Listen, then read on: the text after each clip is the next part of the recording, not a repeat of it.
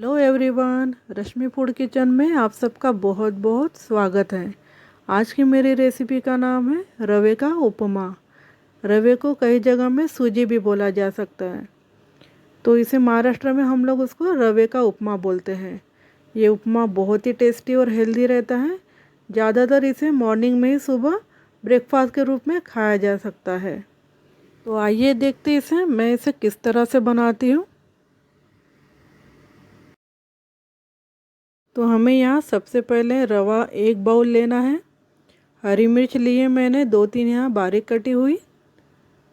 यहाँ पे मैंने प्याज ली हूँ, 2 प्याज ली हूँ बारीक कटा हुआ। और टमाटर ली हूँ 2 बिल्कुल बारीक कटा हुआ। और मैंने यहाँ पे मूंगफली ली हूँ जो रोस्ट की हूँ, उसको मैंने पहले भूंज के रख दिया था। तो यहाँ पे सबसे पहले कढ़ाई में मैंने तेल डाली हूँ। तेल हमें लगभग 2 चम्मच डालना है। तेल गरम होने के बाद, तेल अच्छे से हमें गरम होने देना है। उसके बाद ही हमें राई डालना है। राई को बहुत ही अच्छे से तड़कने देना है, नहीं तो राई कच्ची लगेगी तो मुंह में कड़वापन आ जाएगा। इसके बाद हमें प्याज को डालना है।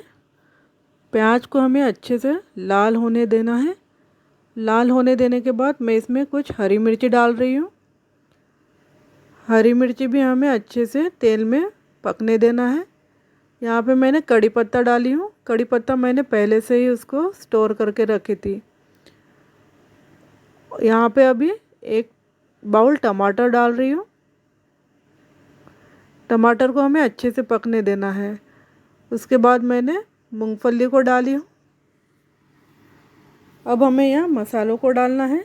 तो मैंने यहाँ 1 चम्मच हल्दी डाली हूँ, 1 चम्मच नमक डाली हूँ। नमक स्वाद के अनुसार भी हो सकता है। अब हमें यहाँ 1 बाउल रवा पूरा डालना है। रवे को पूरे मसाले में अच्छे से हमें 15 से 20 मिनट तक अच्छा पकाना है। याद रखिए, रवा हमें बिल्कुल भी कच्चा नहीं रहने देना है। आप चाहे तो रवे को पहले से ही भूंज के रख सकते हो, लेकिन मैं रवे को मसाले में ही अच्छे से भूंज लेती हूँ। इससे क्या होता है कि सारे मसाले रवे में अच्छे से मिक्स हो जाते हैं।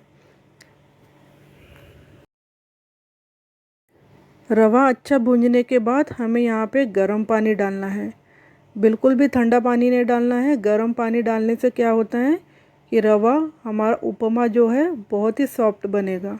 इसमें बिल्कुल भी गुठलियाँ नहीं बनेगी। मेरे घर में तो सभी लोग इसी तरह का खाना उपमा पसंद करते हैं।